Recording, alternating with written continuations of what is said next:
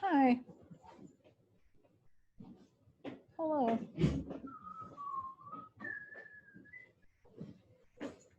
With a corncob pipe and a button nose and 2 eyes made out of coal. I don't even know that song. You don't know that song? No. What in the world? I just know Frosty the Snowman. That's wild. When my friend was little, her grandpa had a wreck in his car while Frosty the Snowman was on the radio. So now everybody in her family, if they hear Frosty the Snowman on the radio, they like immediately turn it. And because she told me that such a long time ago, I do that now too, like just in case. Like I won't listen to it in the car. I've been in a lot of wrecks. I can't take any chances. Are you having class at all? Good question. Because my 5th and 6th year are so They said they're not having class. they're not having Zoom. What do you have for 5th and 6th? Spanish and math. Interesting. So tomorrow we're working from home. Right. I was trying to see. They didn't say we could post asynchronous stuff, meaning they didn't tell us we didn't have to meet on Zoom. What's on the docket for us tomorrow? I mean, truthfully, you guys are all here every day, so I'd just mark you present. What are we doing tomorrow?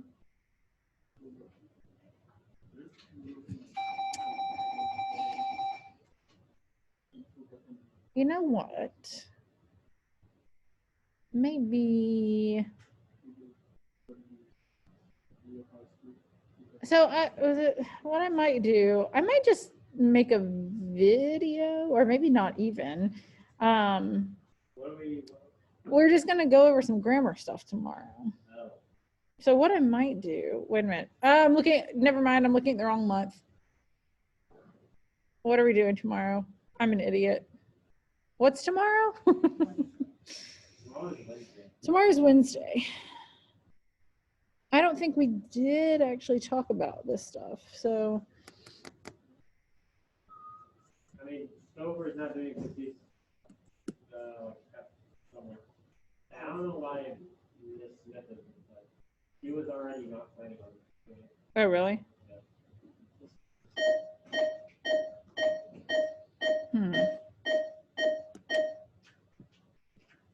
Get Isaiah in here and what am I looking for? My brain has been just super off ever since 4th period. I feel like I can't think right. Isaiah, any idea why Eli Powell emailed me and said, is Isaiah Smalls in the class I have with you? I'm like, what? I know. Your question, is Isaiah Smalls in the class I have with you? I was like, no. No, we only have 11 people in our class. How do you not know who's in your class? No. So strange. Okay, so Julius was just asking if I was planning to hold a Zoom tomorrow. Can we vote on it? Can you vote on it? Like, legally, no. Like, legally, wink, wink, I have to do a Zoom, but I mean, you guys are all. This is my best class for attendance. Like, you guys are always here. You're all always here.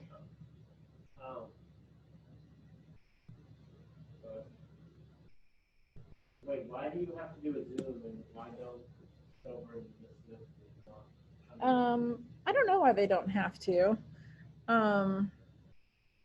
The only people, I mean, I'm assuming that they got special permission not to, or maybe they misunderstood the email that we got. that said we can work from home tomorrow.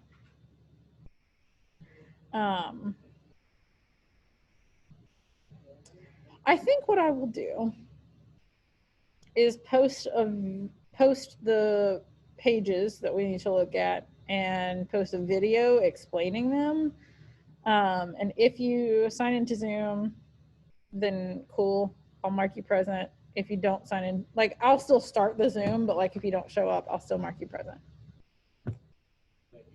So I have to hold a Zoom, but you do not have to come to it. It would be like super strange not having a class for 2 periods and then. Yeah, you probably forget when to come. Yeah. Boy, this is taking a long time to convert my last video. That's annoying. But let's talk about Obama. I'm going to move that because I can't see your face clearly. I just wanted to look at you. Let's talk about Obama. How about that speech, huh? That's my first discussion question. Yep. Double round of applause. When Miss Caitlin's sister got married this weekend, and today was the first time I've seen her since she got back. And I was like, "Oh, how'd your speech go?" She's like, "I think it was good. Like it was only the front and back of a paper, but it lasted like 6 minutes." I was like, "Did you take Barack Obama-esque pauses when you read it?"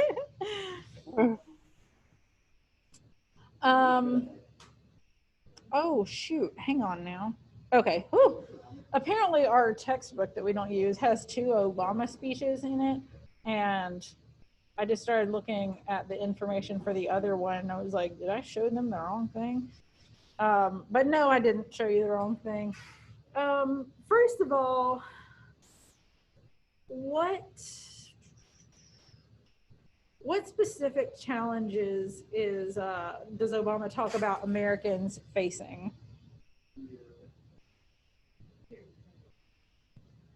Sorry, say it again. Fear. Yes, I'm going to move closer to y'all, but I might have to move back because my laptop is low, but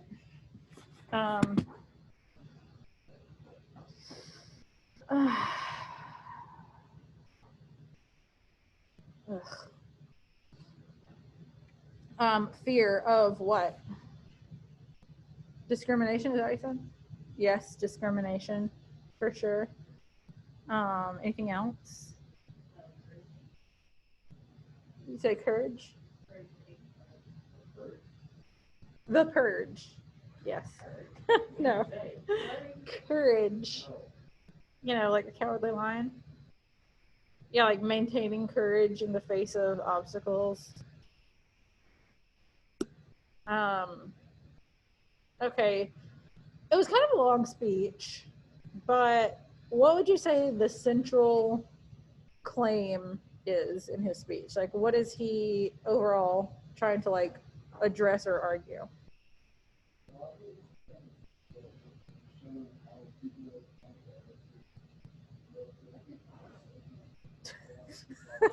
Okay. Yeah, I think that's a big one. Like how people, in particular Americans, can like come together to solve a problem.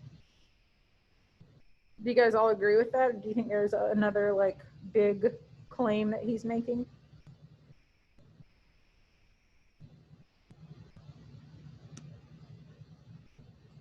Okay. So what, if that's his claim, like the fact that we can all come together to fight these injustices, how does he use historical evidence to support that? He mentioned a story about Japanese that there was a woman who that either a competition for at a country camp or a city or a town or something about like soldiers, U.S. soldiers, and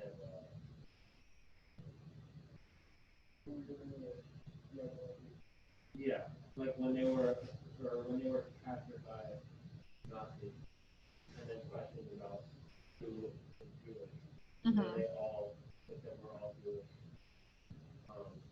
like making them, forcing them not to kill them all, Right. and saving those people that were Jewish. Right. Guys, I don't know if y'all could hear him, but he was talking about the story that Obama shared at the end about the soldiers who like were captured by Nazis and they were gonna like shoot all the Jewish ones, and the ones who were not Jewish like stuck up for all of them. They said we're all Jews, so that they didn't wind up killing them, which kind of surprised me. I would have just thought they'd kill them all. He said another story at the end because he was like, I'm going to close with two stories. And there was that one. What was the other? The what one? Yeah, the father and the two kids or one kid at a park. The thing was like, they were like Muslim. And Yeah. it was like Right. nighttime. Is it time? Yes, it was time to pray, and they had to be. But I feel like that was less. Yeah, you're right. It was. Yeah. He kind of like very briefly mentioned a couple of other things. Just, I mean, I was thinking about like, I don't remember what he was saying at the time, but he gave an example of like students in their class, students being gunned down in their classrooms. And while that might be recent history, I mean, it's been going on since. What? Yes, that's right. So, you know, he used a lot of, throughout the course of his speech, he actually used kind of a lot of historical examples, even if he just mentioned them briefly. And some of them being like pretty recent history. So I don't think we're probably not all like people of faith, or at least not the same faith in this classroom. I don't know. I don't know y'all's spiritual lives, but he talks about how his faith helps him deal with a lot of stress in his life. In fact, I loved the way he talked about his faith just because it felt like not condescending or like holier than thou. Like, I was writing a few notes while we were listening to it, and I kind of like took to the fact, I guess, that he didn't use like his faith as like a weapon towards people. To be Yeah. like, you know, you're wrong, and here's why, because some book told me so. It's more Right. like the idea. Yeah, and I loved the fact that he talked about his own Christian faith and like made references to Jesus and like the way he felt about Jesus throughout his speech. But he also talked a lot about other people's faith, and like he brought up Islam and Judaism, and I don't remember what else, but like he talked about other people's specific examples, or like, what happened to Isaiah? Where'd he go? He's just gone. Specific examples of like ways that other people had relied on their faith, and didn't make it seem like, well, we're Americans, so we believe in Christianity and everybody else is wrong. And even though we're like technically a Christian nation, or we were founded as one, it didn't feel like he was using that as a method to like exclude anyone else. I really liked that. It was a very inclusive message. So he talks about that. This is with all of these, like the study questions that I have for all these, there's always one that's like what you're supposed to write about, but we don't. But this one says, consider your own experiences and in a short essay, describe something that you have relied on to get through stressful situations. So like, is there anything like Obama says that he relies on his faith? What do we rely on to get us through stuff? I mean, if your answer is your faith, that's cool too.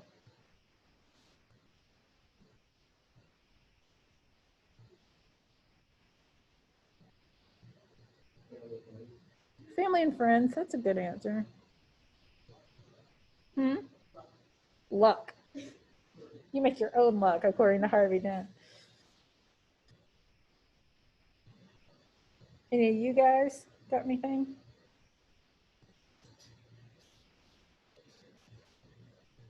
Yeah, I feel like family and friends are big ones. Some of us probably rely on our faith. I feel like that's a huge one. Okay, so this is not part of the study questions or anything, but we did mention yesterday that we really liked, I think Julius brought it up, like the way that he took these sort of dramatic pauses as he was reading, that kind of made it seem more like he connected well with the audience. What were some other things that you guys noticed about his, like the way that he, what he said or the way that he said it that like really helped to make his message powerful and effective? His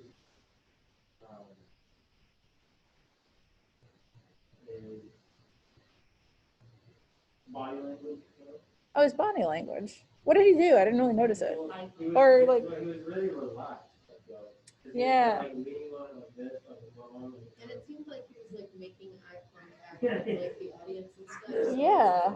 Which it, like, how does he do that? it's like almost like he was making it up. Like it seemed like he was making It really did. I know, like, I feel like that's such an amazing thing to be able to do, to like make a whole room full of people feel like you're making eye contact with them. And it makes me think of actually like in 4th grade, we had to memorize poetry and like perform it for the class, which was horrifying. And I didn't know where to look. So I literally think I was just like, I'm sure I look like a crazy person. Like, I still think about it because I'm like, that was really bad. I looked crazy. You kind of do that? Oh, you had to, I had to memorize poems. did you have to like perform them? Yeah. memorize prayers. Oh, did you? I did have to do like Bible drill. Like, where is this verse? Yeah, so the fact that he's able to like, He's really good at it. he's really good at it.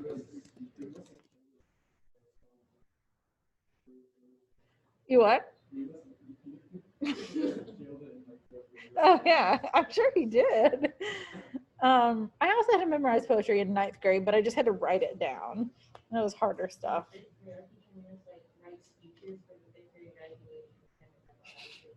Did every 5th grader give a speech?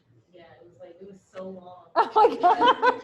Fifth grade graduations, they went all out, like did a whole skit and everything. That Like, is the wild. president. It was so long. That's wild. What do you even have to say about 5th grade? Like, this has been a nice 5 years that I've been in school now. So strange. He does seem really relaxed, and I feel like that's kind of hard to do, or like he just seems so at ease. I listened to Joe Biden's what do you call it, victory speech, acceptance speech the other night, and I thought he did a really fine job. Biden is not known as a good public speaker. Like, we probably all know at this point that he really suffered from a stutter when he was younger, and like still kind of has a hard time sometimes, and like that's why I feel like he sort of got trampled on in the first debate, because like he couldn't get a word in edgewise, and I think if you've like suffered with a stutter, then you probably like have an even harder time. He's an old guy. He's 77 years old. He's probably not going to have like the charisma of someone like young and cool like Obama. I thought he did a fine job, but I also thought he was very like shouty. Like when he got up there, he was kind of like, "Thank you, fellow Americans." And I was like, "Oh God, like calm down. You've got a microphone. We can hear you." So Obama definitely is like sort of the opposite of that, but it just made me think of watching that the other night.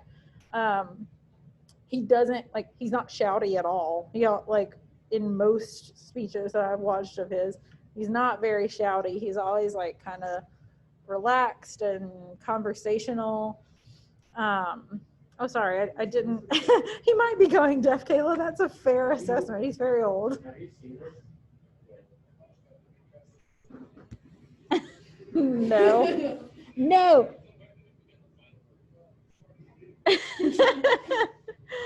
Also, I'm sure we'll have time because I feel like we're going pretty quickly through this, but we should watch the bad lip reading version of the debate because it's so I haven't funny. seen the recent one.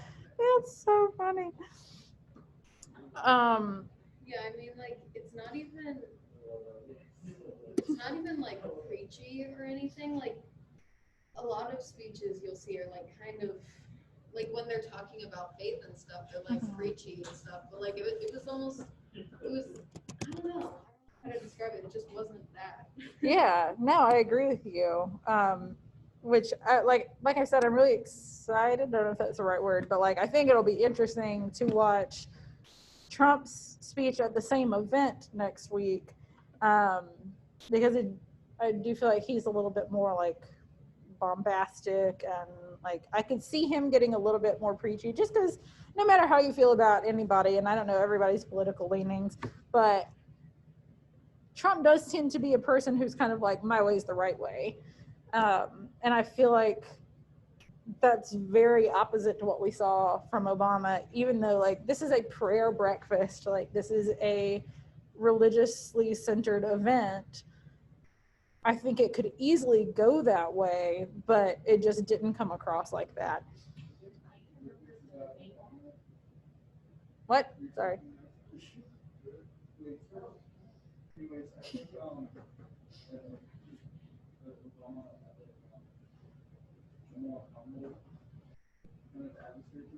Yeah. Yeah.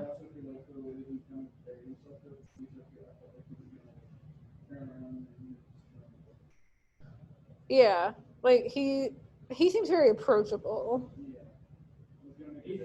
Well, yeah,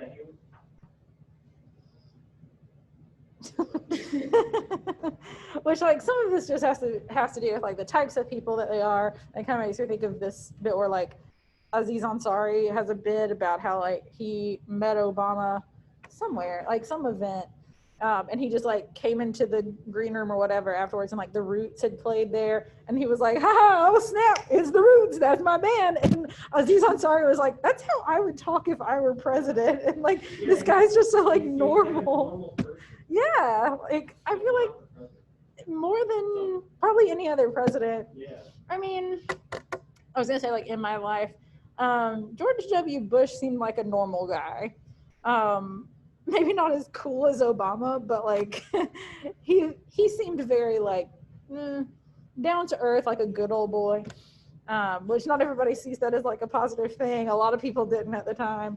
But I could very easily see George W. Bush as like someone that I grew up going to church with. Like he just reminded me of like a normal guy that I would know. It's probably the accent.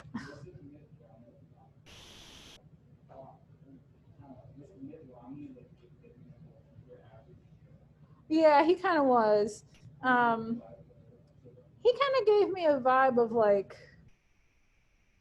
he seemed like someone I would know, but like one of the rich people in my town. Which like I come from a fairly small town, so that's not saying much, but like he's sort of like preppy, but like approachable. Feel like he would? Oh yeah, totally, he would. So what were you gonna say? Yeah. I can't remember the name of the record device, but it's like when you repeat a word, it's like means like courage and pause, true courage. I can't remember what that's called either. There's so many. Is that one anaphora? I don't remember. But that's that. I know exactly what you mean. That's definitely a thing. I'll look up anaphora. I feel like it might be that. Use of a word. Wait, nope, that's not that.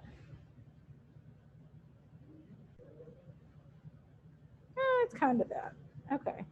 I do want to like look back at the text for just a minute, because I feel like a lot of what we're talking about is the way that he delivered it. And you can absolutely talk about that. I think that has a lot of relevance and importance for how effective and powerful it is. But if we're just looking at the words that he said, what are some things that we might notice to talk about with rhetoric and his rhetorical strategies? There were a couple fancy words. Couple fancy words. Yeah. Do you remember any?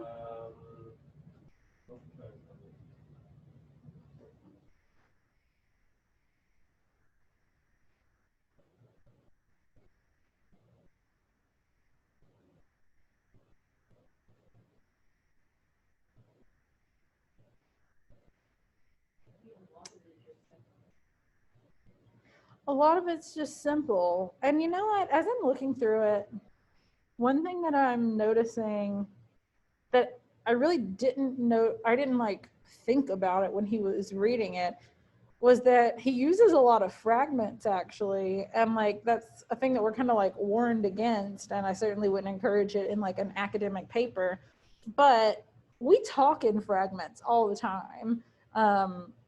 Like, we don't really speak in like the kind of language that you would use for an academic paper. And I sort of feel like the fact that he uses so many fragments does help make this more relatable and like more conversational. Like, as I'm looking through it, he's like, the hardship of a family trying to make ends meet, refugees fleeing from a war-torn home. Like, those things are all, like, it's fragments, but it helps to kind of like, not only does it help establish the tone that he's using verbally, but I think it helps kind of establish the tone, like this sort of personal tone of the speech, in my opinion. What else? What else?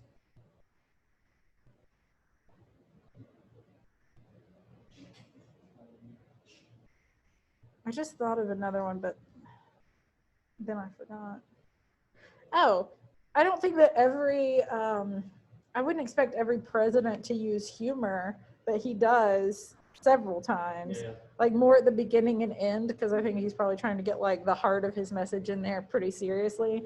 But like in the beginning when he's talking about like the DC motorcade there, the heart of DC's rush hour.